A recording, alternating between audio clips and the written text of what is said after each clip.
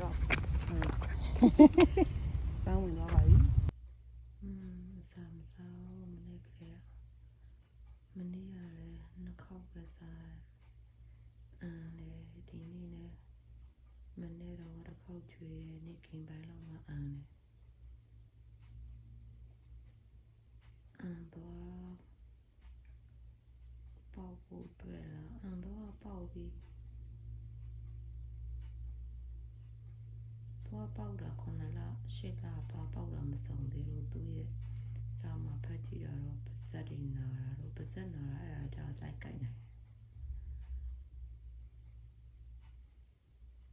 အခုအဲ့ဒီ hot one တော့နေ့တလားတစ်ခေါက်နေတိုက်တယ်တုတ်ကောင်လို့ပါတော့တန်ကောင်လို့တော့မဖြစ်နိုင်ဘူးအဲ့ဒီသွားပြဿနာကြောင့်စာမစားတာလည်းဖြစ်နေတယ်နဲ့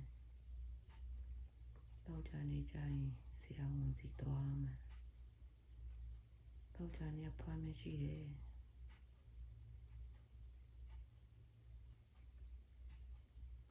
တိကျရမွေးရတယ်အစာမစားရင်စိတ်ဆင်းရဲရတယ်သူတို့ရှိတော့လေပျော်ရွှင်မှုရှိရင်ပဲလို့သူတို့စာမစားရင်လည်းစိတ်ဆင်းရဲရအရမ်းပဲနေမကောင်းဖြစ်အစာမစားဘူးဆိုရင်အမြဲတမ်းတယ်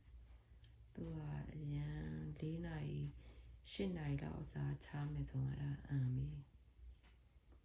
ငယ်တော့အစာစားအခုကတော့ပြဿနာကြောက်ပဲဆိုတော့အကြောင်းမဟုတ်ပါဘူးသွားရဆိုလို့ပြန်စားတစ်သက်လုံးတလူမစားရင်တော့အသက်တော့ရှည်ပါမလားမသိ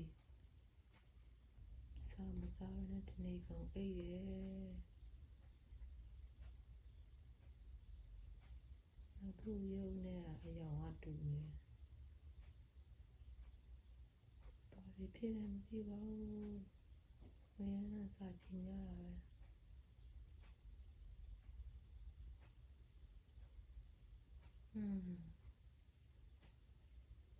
ချေရတာနည်းနည်း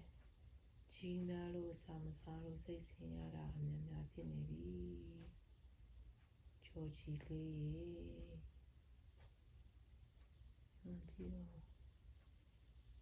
အေးပဲအေးနေမနေ့ကလေးအေးတာထောက်လျှောက်ပဲ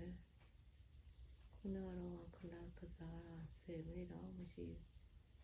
ဘူးစာမစားတော့မိုးတာပေါ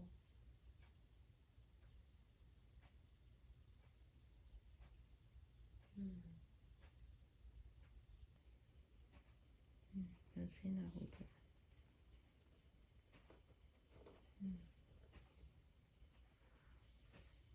ဆင်းလာတော့ဘူးလား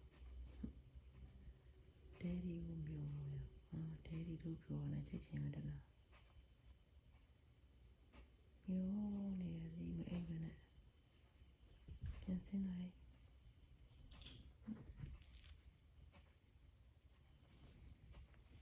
်ကညာလေဆောချင်တာဒဲဒီနဲ့အမြဲဆောနေကြဆိုတော့